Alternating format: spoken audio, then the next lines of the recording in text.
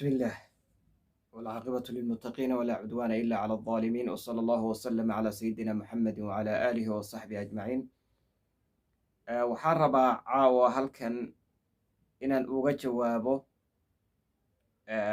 barnaamijkaygii aan soo waday oo naseexada iyo inaan u naseexeeyo walaaladay shaadiye sharaf iyo cabdifataax yare arrintaa waxaa ka imaaday buuq dad baa waxay ka dhaliyeen buuq bay ka dhaliyeen waxay ii soo qorayeen koomatiyo kala duwan ayay ii soo qorayeen dadka koomatiyada ii soo qorayay laba qaybood bay ahaayeen qayb waa qayb aad moodo ayagu ma heesaan heese ma sameeyaan fanaaniin ma aha laakiin haddii fanaaniinta laga hadlo ayagu waxaad mooddaa in la yidhi dagaalama oo dadka fanaaniinta ka hadlaya culummada iyo waxgaradka iyo dadka walaalada ee muxsiniinta ee wanaagga jecel waxaad mooddaa in la yidhaahday ka hor imaada dadna waxa weeye dad culummo ah oo dhallinyaro ah oo diintii wax ka bartay oo markii aad ka hadasho waxyaabaha dadka heeso oo kale aad ka hadasho ay kugu arkaan adoo sawiradoodii soo qaadanaya adoo u naseexanaya waxay ku dhahayaan new sharaftaadii baad meel kaga dhacday maxaa dadkan ku daba dhigay dadkani waa dad xun waa dad jidkii ilaahay ka leexday waa dad heesa waa dad ilaahay collaytan la galay waa dad ilaahay aan ka xishoonaynin maxaad ku falaysaa faraha ka qaad sawirkoodiiyo yaan lagugu arkin adoo soo qaadanayo waa dad heesa ka fogow bay ku leeyihiin labada qoloba waxaan dhihi karaa waxay mudan yihiin in loo jawaabo marar badanna insha allah waan u jawaabi doonaa labada qoloba sababta labada qoloba waxaa ku jirta ghuluwi iyo xadgudub diinta rabbi ka fog walaaladoodna ayna waxba ugu qabanaynin ayaa labada qoloba ku jirta haddaan ku hormaro qolada ayagu aan fanaaniinta ahayn laakiin mar walba ayagu dhiirigeliya xumaha heesahay dhiirigeliyaan macaasiday dhiirigeliyaan waxay dhiirigeliyaan gabdhuhu inay isqaawiyaan inay xijaabka tuuraan dadka noocaasi waa laba qaybood qayb shahwiya iyo naftooda ayaa ka awood badnaatay oo naftooda unba waxay jeclaaday macaasidan unbay jeclaatay taasaa hoggaaminaysa qayb ka midana hay-adi iyo dad gaala ah baa dabada ka riixa oo daryahan gabdhaheenna soomaaliyeed baa aad ay uga faa'iidaysteenoo waad og tihiin gabdho soomaaliyeed oo waxyaabo xunxun soo bandhigaya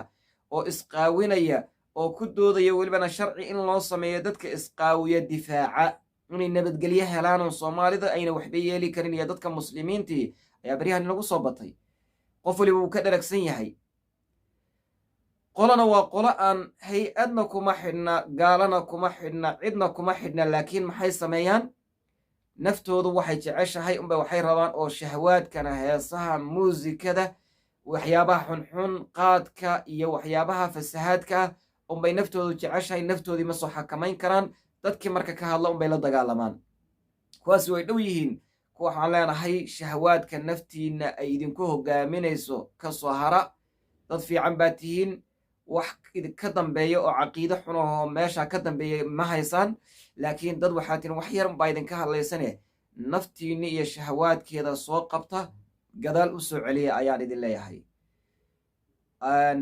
diinta ilaahayna u soo laabta aniga oo hadlayna keligay ilama hadashaan oo koomati xun ima soo qortaan ee culummada waxaa laga yaabaa inaad dhegaysataan sheekh xuseen cali jabuuti oo nin qaad cunaya intuu waaniyey uu wacdiyey isagiina yidhi idhegaysta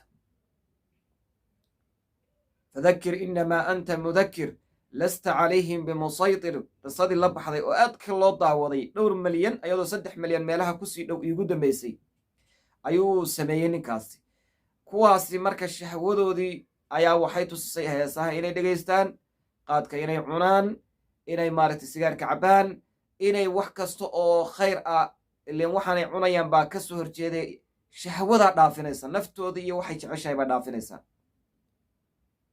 marka kuwa waxaan leenahay intaa ka soo laabta, ilaahayna ha soo hanuuniyo. waa walaaladeen, waan waaninaynaa, meeshaasaan ugu tegaynaa.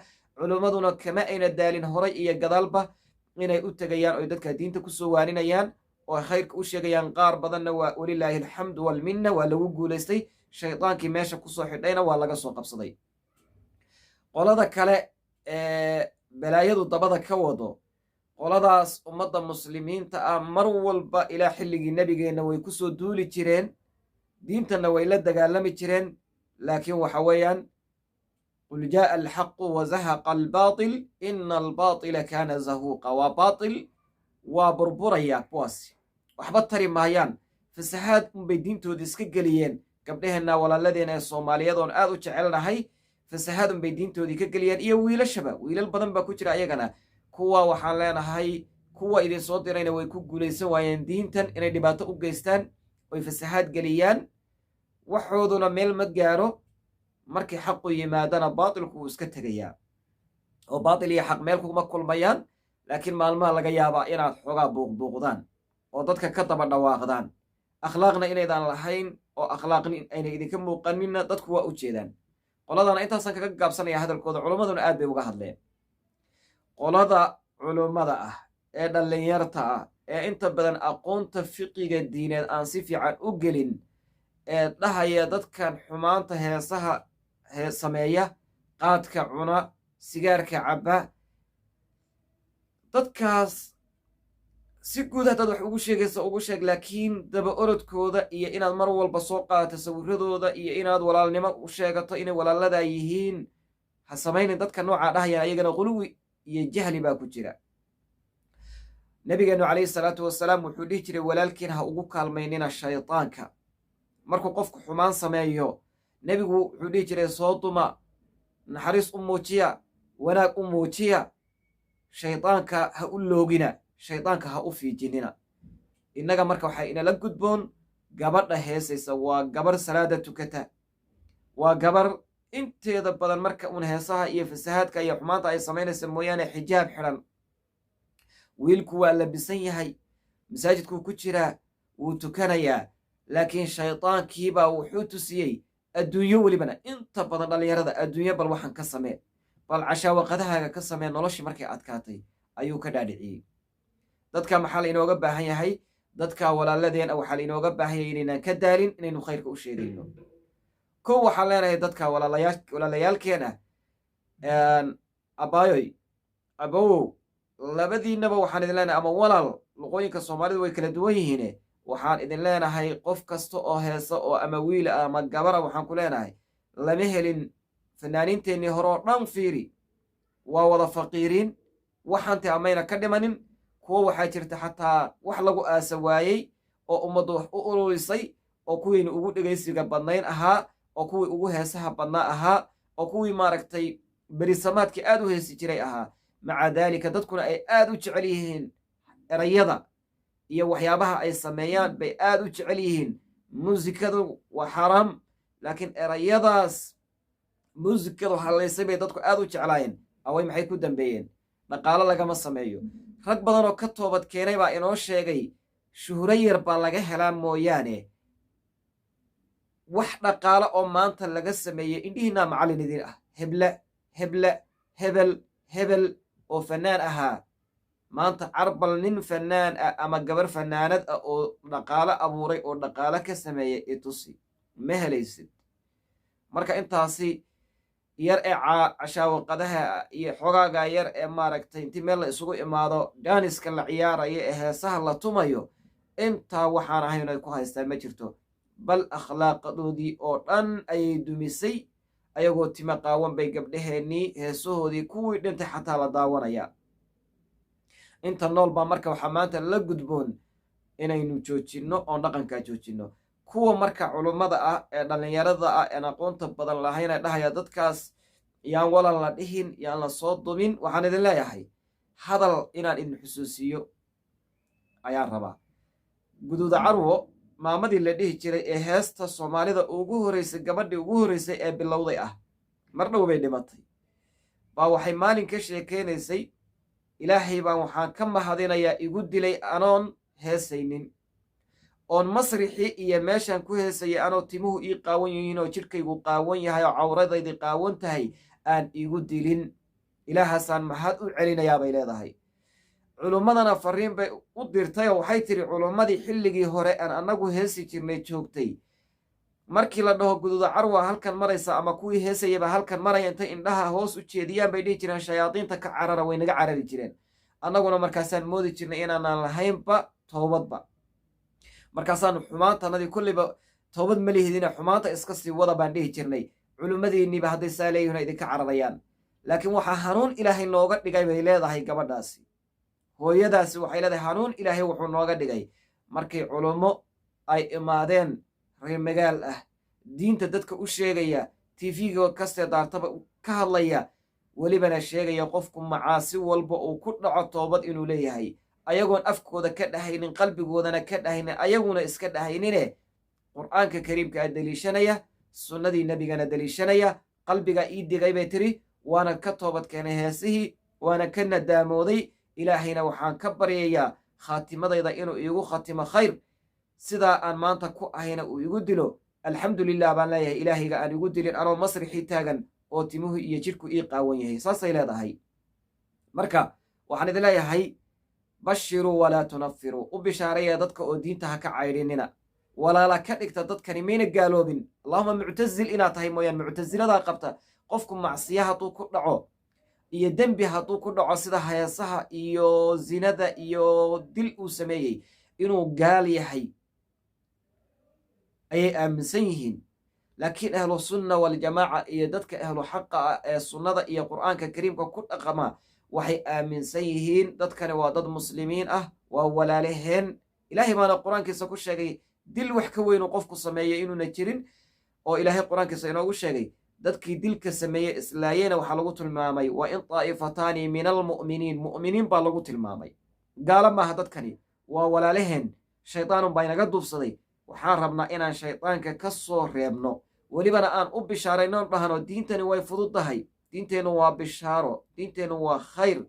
adduunyadiina adduunyo aadan heesihii ku hesheen baad ka helaysaa youtube-kaaga ood wax khayr ah soo dhigto, facebook-kaaga oo wax khayr ah soo dhigto ayaa waxaad ku samayn kartaa ood ku heli kartaa dhaqaalo ka samayn kartaa ka badanka aad heesaha iyo muusikada ku samaynayso. xalaal ah. ha caytamin oo dadka ha caayin oo dadku afkaaga ha ka nabad galaan. almuslimuuna man salima almuslimuuna min lisaanihi wa yadihi. almuslimu man salima almuslimuuna min lisaanihi wa yaddihi. nabigeena dhahaya sala allahu calayh wasalam, qofka muslimkii, gabadha muslimkaa, wiilka muslimkii waa qofka ay bini aadamku afkiisa ka magan galaan. dadka ha caayin oo waxa aad fiidiyowga aad samaynayso dadka ha ku caayin sida dadka qaarkood youtuberleyda ay sameeyaan. jooji. si walba adigu waxaad u qastaysaa kaftan, laakiin raqiib iyo catiid baa labada garab kaa saaran oo qoraya, kiraaman kaatibiin ah oo qoraya waxa aad ku hadlaysee. jooji xumaanta. wax wanaagsan soo bandhig su xalaal kuugu noqdo xoolaha aad meeshan ka samaynayso. wixii aad maskaxdaada wanaagsanaaye kugu jiray oo kale ummadda u soo bandhig. taarikh nololeedyadii ummadaha dadka u soo bandhig, wanaaggii u soo bandhig, diintii u soo bandhig, dhaqankii subanaa u soo bandhig. jooji cayda, jooji heesta iyo fanaanimadkana jooji. wax kasta oo xumo keenayana ha keenin meesha. maalan waxaa ka mid a dadka xumaanta wada ee xumaanta u hiiliya inaad ka hadasho ha keenin. dadka inaad wanaag iyo naseex ahaan uga hadasho mooyaane adoo taageeraya ama dadku ay ka fahmi karaan inaad taageerayso ha soo gelinin social mediaha iyo meesha aad isticmaasho. xalaal buu ku noqonayaa biidni illahi alkariim. kuna dar markii aad furanaysa xayeysiiska inaad xayeysiis xalaal ah furato, way ku ogol yihiin. wixii xumaanana iska reebto. intaas waa naseexo aan u gudbinayo qolyaha aan cilmiga badan, aqoonta badan lahayn, laakiin culummada ah ee nagu tirinaya markaan ka hadalno dadka fanaaniinta anagoo walaalahanaga ku tilmaamayna u naseexanaya markayna arkaan na tuhmaya, iyo dadka kale ee nagu tuhmaya ee na dhahaya maxaad xumaanta uga hortegaysaan, maxaad dadka heesaya ula hadlaysaan, maxaad komitiye la iisoo qoray. runtii xaqiiqatan mararka qaarkood anaa hurdo iyaan hurdadii ka soo booday, hurdadiina iga tegaysay. runtii la iisoo qoray oo gabdho walaala iisoo qoreen oo ay leeyihiin maxaad uula hadlaysaa dadkan, maxaa kaa galay, maxaad diinta ugu sheegaysaa, faraxa ka qaad dadkan, oo aniga welibana hadallo aan meesha ka sheegi karin ay ugu dhahayaan. marka walaalayaal waxa uma joojinayna way dhahayaan, laakiin uma joojinayna annaga waxaa naga go'an walaashanno iyo walaalkanna inaan dhahna ka soo har, wax xalaal ah baad dhaqaalo ku samayn kartaa, magacna ku heli kartaa. waxa xun magacna ha ku samaynin, dhaqaalana ha ku samaynin, ilaahayna ku raaligeli wanaag.